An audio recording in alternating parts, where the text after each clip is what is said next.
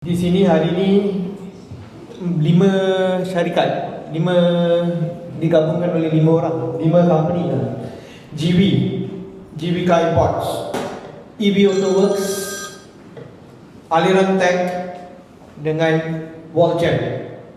Walljam dia akan provide, dia akan berikan kita sistem baru, akan perkenalkan sistem baru, sistem battery swap di Malaysia.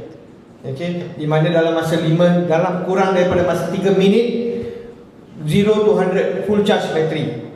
Okay, GTSM kerja dia untuk promote dan membela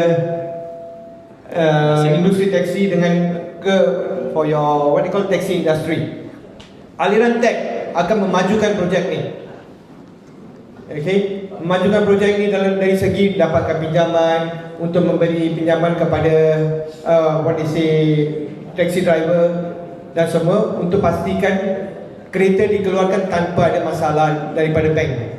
Biasanya macam Encik Kamal katakan tadi, bank dia perlu ambil loan, driver perlu ambil loan. Kebanyakan driver dah bermasalah.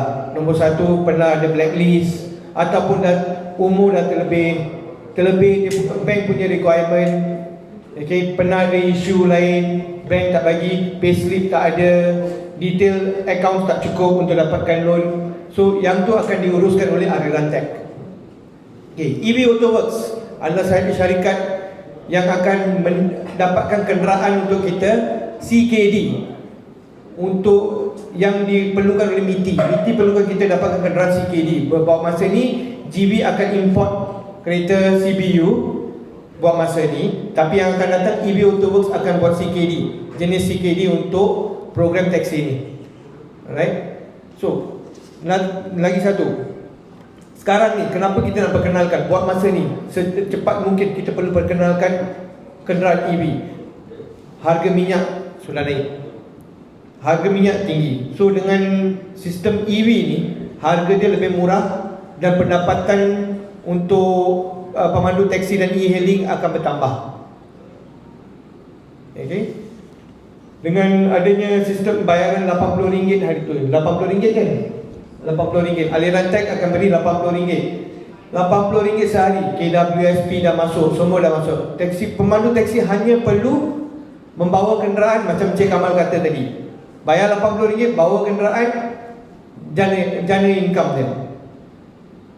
Alright. Satu, masalah EV ni banyak orang fikir pasal jaminan bateri. Masalah bateri, yang bateri akan ada masalah. Lepas 8 tahun jaminan dia 160,000 km. Biasanya market 160,000 km atau 8 tahun. Lepas tu kereta macam dah tak ada value. Tapi dengan sistem yang akan datang daripada Walljam, tak perlu risau. Jaminan bateri, memang bateri tu hanya perlu swap saja, akan penukaran bateri. So bateri tu tak ada masalah yang bateri dah tak boleh pakai, tak ada jaminan. Kereta janji kenderaan tu dijaga dengan baik, bateri tak ada masalah.